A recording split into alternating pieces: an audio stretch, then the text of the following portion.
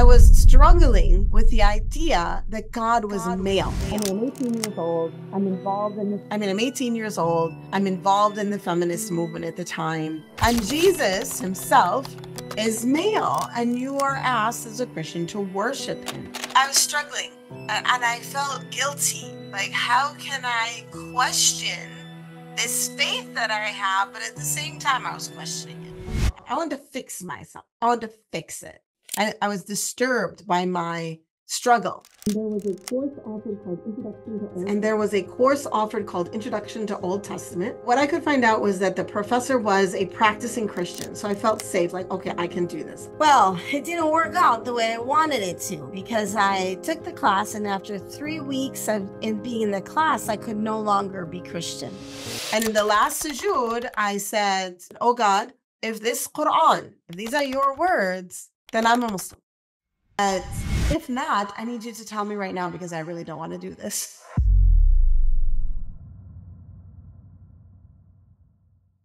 Assalamu alaikum, Dr. Tamara Gray. Thank you so much for accepting our invitation. I'd like to start with, who is Dr. Tamara Gray? Can you tell us briefly about your life? Wa alaikum salam, and thank you for having me here. It's really fun to be with all of you. Well, I am from Minnesota, which is a northern state. That's where I was born. I was raised in St. Paul, Minnesota. I was born in 1966. And then I became a Muslim in 1985. So I really love change and difference and exciting new things. I think that would be me in a nutshell. How was your life in regards to faith? Did you have any faith before? I was actually the most religious in my family. So even as a child, as a Christian, I was the one who was involved. I went to camp. I went to youth group. I did little mission trips. So I was a very Christian, religious person. I believe very strongly in God and cared a lot about my spiritual self. I think that's the right way to say it. And I think all of my life, even as a young person, I saw spirituality and a relationship with God, with Allah subhanahu wa ta'ala, as a solution to individual and societal problems. What was the thing that made you question your beliefs? Was it an event or a thought? And when was it? So as I was growing older as a young person, I was 17 years old between the end of high school and the beginning of college. That summer, I was a counselor, Christian camp in the summer, as usual, and I was really conflicted. Why was I conflicted? Because I was at a stage in my life where women's rights and the oppression of women and the problems of women, they were hurting me, and I was overwhelmed by them. I was suddenly aware of how much women are suffering in the world and in the United States, in the workplace, and in home, and a lot of things that people like to call feminist issues, but they are really women's issues. They're real pain that women were going through. And at 17, I was really overwhelmed by it, just disturbed by it. So with that happening, I was struggling with the idea that God was male. Of course, if you were to speak to a Christian today, they might tell you, no, God isn't male, but representation of God in Christianity was male. The Father and the Son, they're male. And Jesus himself, beloved Isa alayhi salam, but Jesus himself in the Christian church is represented by, but as represented as the Son of God, is male, and you are asked as a Christian to worship him. I was struggling, and I felt guilty. Like, how can I question this faith that I have? But at the same time, I was questioning it. I can reaffirm my faith. That was my hope. I wanted to reaffirm. I wanted to fix myself.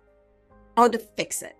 Well, it didn't work out the way I wanted it to, because I took the class, and after 3 weeks of being in the class, I could no longer be Christian. So I left Christianity, and then I embarked on the search for a religion that would fulfill my belief, which was I believed very strongly that there was a God, and that if there is a God, then he wouldn't create us and leave us alone. He would take care of us. He would tell us what we need. He would give us the tools that we need to live. What was your view of Islam back then? Did you have any prejudices? So actually, the reality is I didn't really have a sort of typical road. It's not because I learned It's not because I met amazing Muslims. So what happened for me is that I was searching for a religion and looking at everything except for Islam. I had left Christianity in early September. By the end of December, I'm like, what's going on? I haven't found a religion yet. How can I be in this position? And so I was talking to a young man at the university, an international student. I didn't know he was Muslim, but I was talking to him and I asked him, what religion are you? And he said, I'm a Muslim. And I was really taken aback because he seemed so normal. Like he seemed like a normal person. I couldn't believe that he was a Muslim. And so over the course of that conversation, I heard him talk about his sister who had put on hijab. As a result of that conversation, I became very interested in the idea of hijab as something that would be a tool that women could use in order to avoid sexual harassment in the workplace. I mean, I'm 18 years old. I'm involved in the feminist movement at the time. I'm really interested in, I'm disturbed by how the struggle of women in the workplace and how at that time in the world, we were just beginning to hear about all the sexual harassment that women were dealing with. It was very overwhelming. And so I thought, oh gosh, this hijab thing, like that's really a good idea. So a couple of days later, or maybe the next day, I was thinking, well, gosh, you know, this religion has something in it that I think is a good tool. Maybe I need to investigate that religion. I may need to give it a chance. But he gave me, I mean, every possible dot you could make in the prayer, writing it in this enormous piece of paper. Okay, thank you very much. I take it. I go back to my room.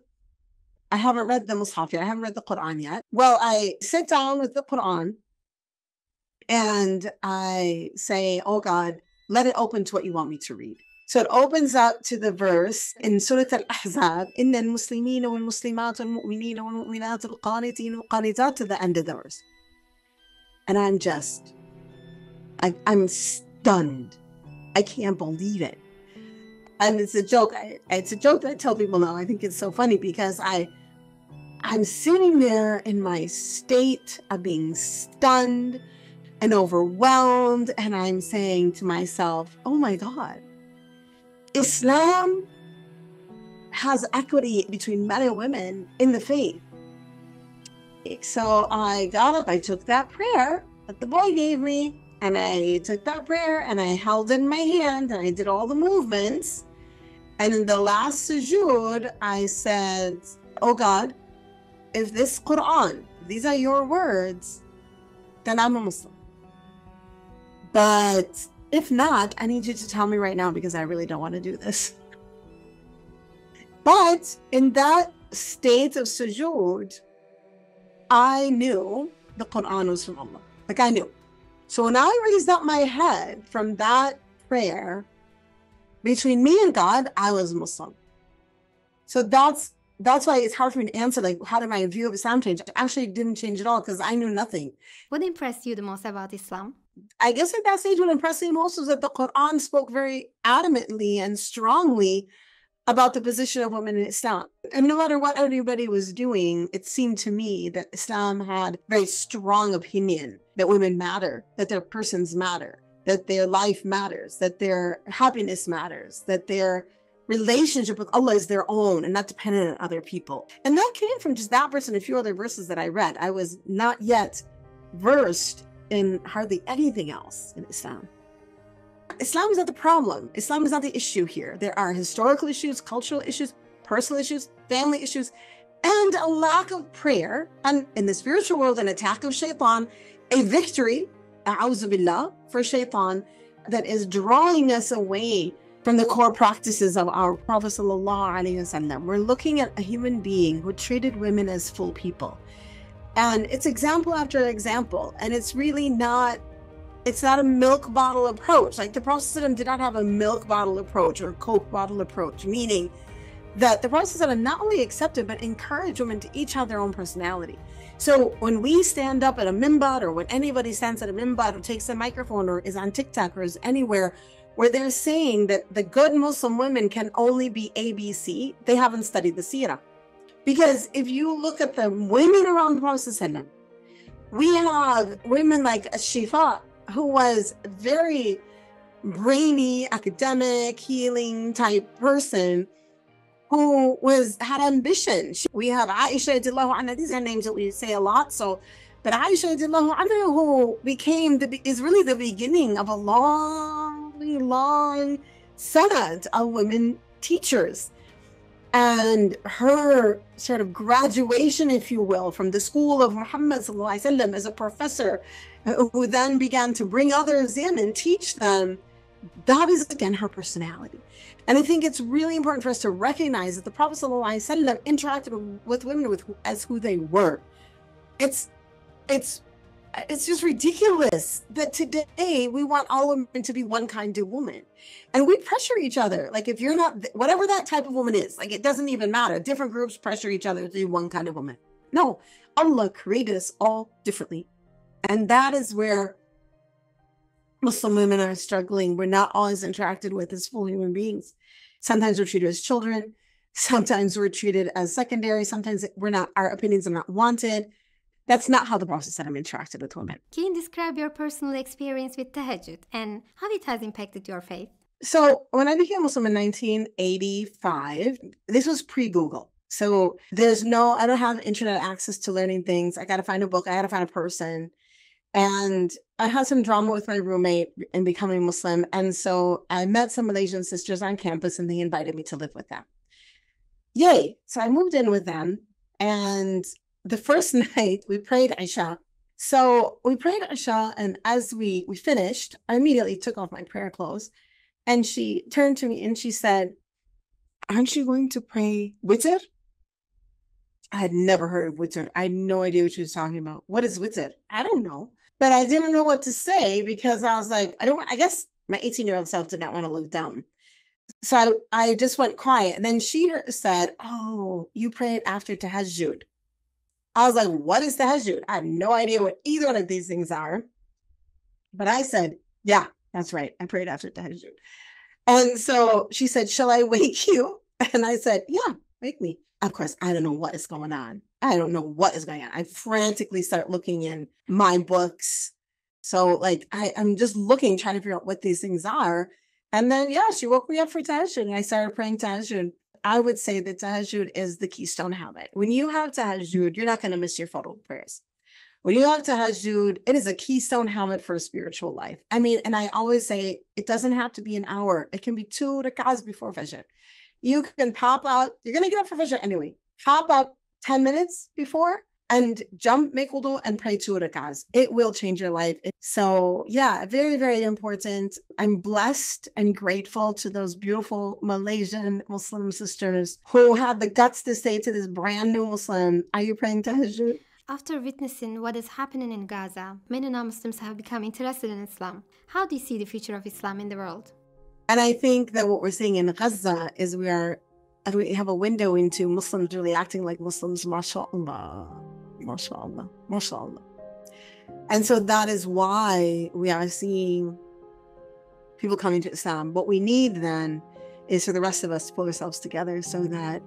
If you had the chance to speak to all non-Muslims in the world, what would you like to say to them? I would say you have an opportunity to fill the emptiness inside.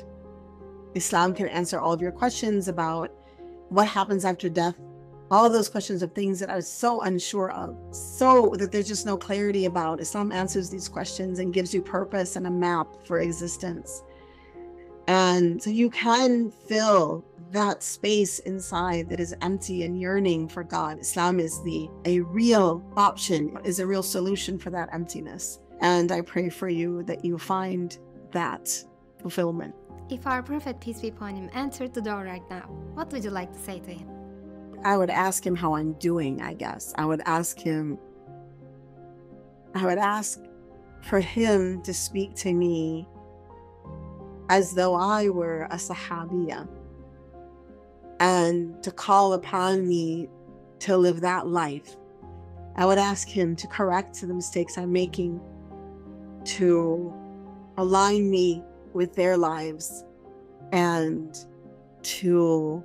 then I would ask to pray with him. I'd really want to pray with him as my Imam, by myself, nobody else.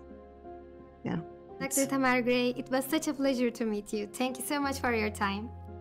I'd like to thank Eternal Passenger for a really reflective and interesting conversation. Esselamu Aleyküm. Alaikum salam wa rahmatullah.